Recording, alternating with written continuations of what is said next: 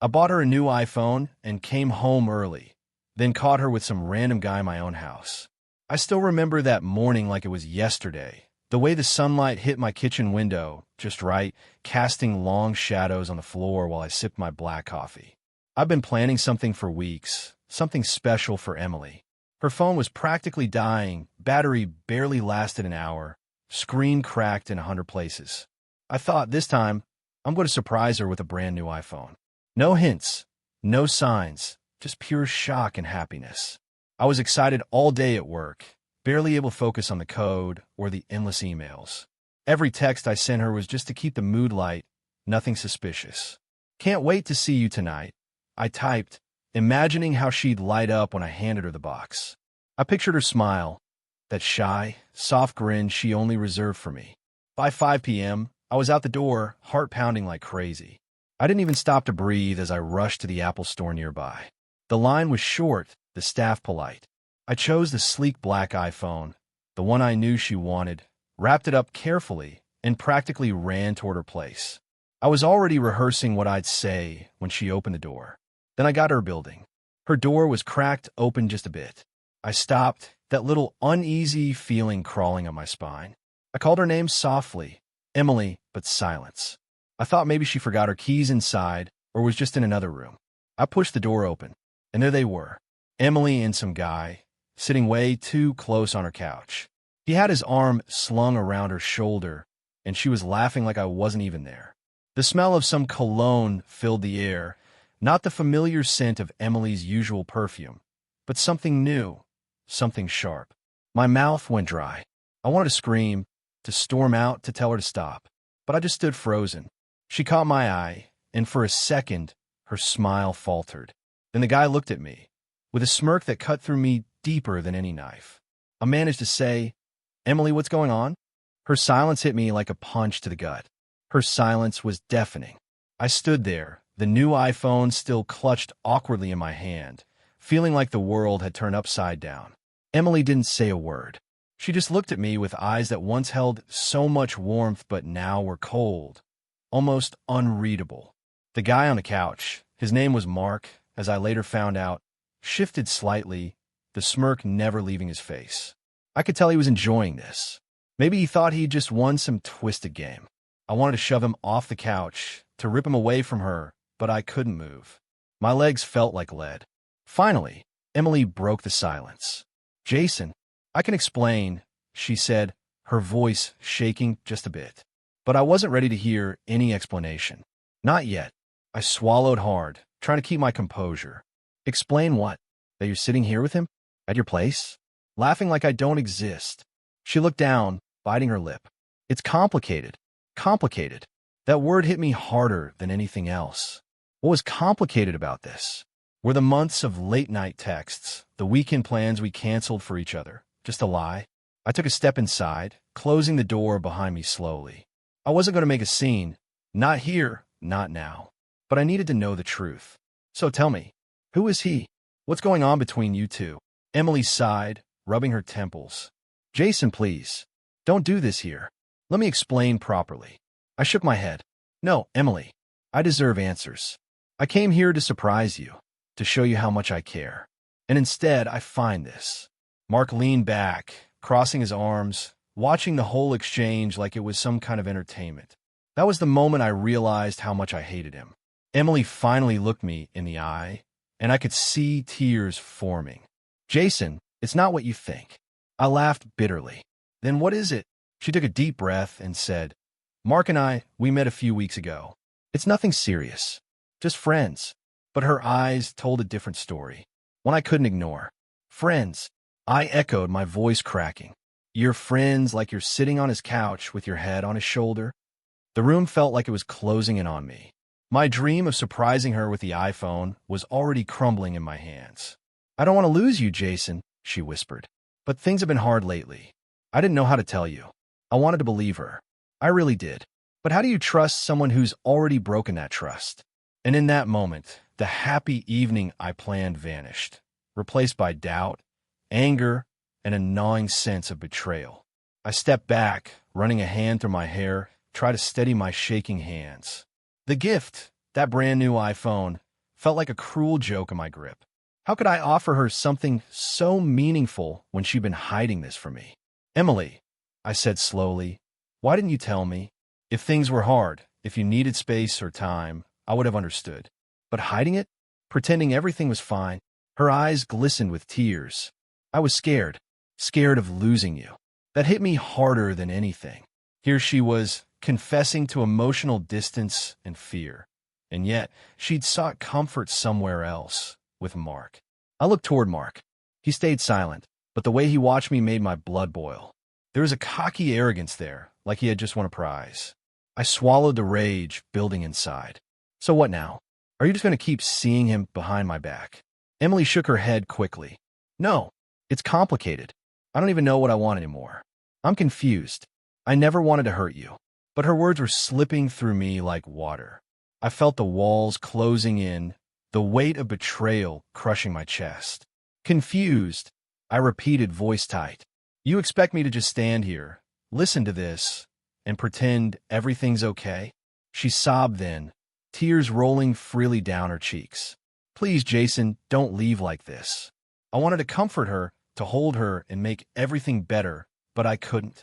My mind was spinning, pain and fury tangled in a tight knot inside me. Suddenly, I felt a crushing sense of loneliness in the room that once was our sanctuary. I came here to surprise you, I said, voice breaking, to show you that I care. But you've already made your choice. Emily reached out, her fingers trembling. Jason, wait. But I had already turned toward the door. The last thing I wanted was to break down in front of them both. I stepped outside, the cool evening air hitting me like a slap. I looked down at the iPhone box in my hands. The perfect gift, now a symbol of everything shattered between us. I felt numb, heart pounding, mind racing with a storm of emotions I didn't know how to handle. And yet, deep down, a cold fire started to burn, a desire not just to understand, but maybe to get back at the hurt I was feeling. The streets outside Emily's apartment felt unfamiliar, like a maze I didn't recognize. I wandered aimlessly, the heavy weight of betrayal anchoring my steps. The surprise I planned had turned into a nightmare. The gift in my hand wasn't a symbol of love anymore. It was a reminder of deceit. I couldn't stop thinking about Mark. Who was he? How long had they been meeting? Was it just the past few weeks? Or had this been going on behind my back for months? The questions tormented me, twisting deeper with every heartbeat. By the time I found myself near the park bench across the street, the city lights flickered in the dusk. I sank down, trying to process what had just happened. My phone buzzed in my pocket, a message from Emily. I hesitated, then read it. Jason, please, can we talk? I want to explain everything. I wanted to throw my phone against the pavement. Could she really think a few texts would fix this? But a part of me, the part that still loved her, wanted to believe there was a way back. I ignored the message. Instead, I pulled the iPhone box from my jacket and stared at it. It was pristine, untouched. It symbolized what I'd hoped for, a future together, trust, a fresh start. Now, it felt like a hollow shell. The night grew colder, and I finally stood, determined to clear my head. I needed answers. Not from Emily. Not yet. From myself. Why had I ignored the warning signs? The missed calls, the late nights, the distant tone in her voice. I've been so focused on work and planning the surprise that I'd missed everything else. As I walked back home, a new thought took hold. If trust was broken, if she was willing to betray me like this, maybe I deserved to make her understand how much it hurt. Not with words, with actions. Revenge. The idea sparked a cold thrill inside me. I didn't want to stoop to her level, but I also didn't want to be the fool who got played. I needed a plan, something that would make Emily see the pain she caused. Something that would make Mark regret ever crossing the line. And most of all, something that would help me take back control of my life. The next morning, I woke up with a sharp clarity I hadn't felt in days. My mind was made up. I wasn't going to be the guy who took the betrayal line down. I needed to show Emily and Mark that I wasn't someone to be toyed with. First, I deleted all the photos of Emily from my phone. Every picture where she smiled at me like the world was ours. Every memory we'd built together. It was painful, but necessary. I couldn't keep holding on to something that had already broken. Then I started digging. I searched through social media profiles, mutual friends, and old messages. I want to know everything about this Mark guy, who he really was, how deep his involvement with Emily had gone, and if he was just a player or something worse. What I found wasn't surprising, but it stung like hell. Mark had a reputation, not just around Emily, but with others too. A history of casual flings, broken promises, and manipulating women for fun. That smug smile I'd seen, it was part of a pattern that fueled my anger even more. I knew confronting Emily again wouldn't be enough. She was caught in her own mess, and maybe she felt guilty. But Mark? He needed to be taught a lesson. So I planned carefully. I'd start by confronting Mark where it hurt most, his pride. I found out where he worked, a small, trendy bar downtown. I'd go there, make sure he knew I wasn't the fool he thought I was. And I wasn't going to stop until both he and Emily understood the damage they'd caused. But I also had to be smart. I wasn't about to start a fight that could end badly. This was about taking control, about standing tall in the face of betrayal. Later that day, I sent Emily one last message. We need to talk. But this time, it's not about forgiveness. I hit send and felt a strange mix of dread and anticipation. This was no longer about love. It was about setting things right on my terms. That night, I walked into the bar where Mark worked. The place was dimly lit, pulsing with low music and chatter. I scanned the room until I spotted him, leaning casually against the counter, laughing with some co-workers, the same smug look plastered across his face. For a moment, I hesitated, but the fire inside me pushed me forward. I approached him, voice steady but cold. Mark. He turned, surprise flickering in his eyes before the smirk returned. Well, Jason, didn't expect to see you here. I held up the iPhone box. You know this? It was meant for Emily. He laughed, a harsh, grating sound. Emily's got her own life, man. Don't take it so hard. I clenched my fists. You think this is just a game? He shrugged, clearly amused. Maybe it is. Something snapped inside me. I leaned closer, voice low and dangerous. You've been messing with the wrong guy. You think she told me everything? I know about the other women, the lies. You're not as clever as you think. The room seemed to grow quieter as some patrons turned to watch. Mark's grin faltered for a second. Then he pushed off the counter. Careful what you say, Jason. You don't want to start something you can't finish. I smiled, but it wasn't a friendly smile. I'm not afraid of you. Just then, Emily appeared at the bar's entrance. Her eyes locked onto mine, filled with panic and regret. I turned to her. You said you were confused, but you chose him. She swallowed hard. Jason, please. I shook my head. No more lies. Mark stepped forward, trying to look threatening. You better watch yourself. But I was ready. I pulled out my phone, started recording. If anything happens tonight, everyone will see what really goes on here. The power shifted. Mark's arrogance dimmed in the face of exposure. Emily looked torn between us. Her past, and what was left of her future. I took a deep breath. This ends now. The tension in the bar was electric, every eye on us as the recording rolled on my phone. Mark's face hardened, but the bravado was gone.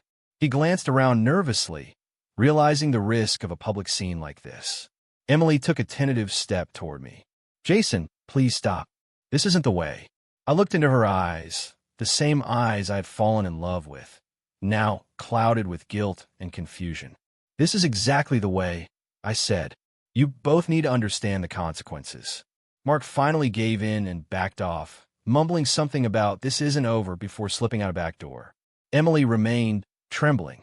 I wanted to yell, to accuse her, but the storm inside me had shifted, anger replaced by something heavier, sadness. Why didn't you tell me? I asked, voice breaking. She wiped her tears away. I was scared. Scared of losing you. Scared of facing the truth about myself. I shook my head. You lost me the moment you chose to hide everything. She nodded, devastated. I swallowed my pain. I'm done being your backup plan, Emily. You wanted to confuse me? Fine. But don't expect me to be waiting when you figure yourself out. With that, I turned and walked out, the buzzing night swallowing me whole.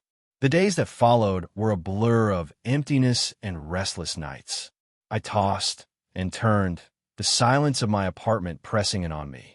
The iPhone box still sat unopened on the kitchen counter, a cruel reminder of what could have been. Friends reached out, offering sympathy, but their words felt hollow.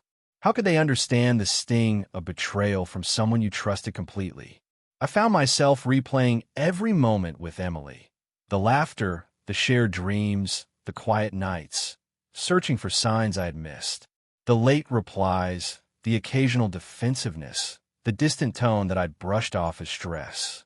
Anger bubbled beneath the surface, but so did regret. Had I pushed her away by not noticing? Was there something I could have done differently? But beneath it all was a growing resolve.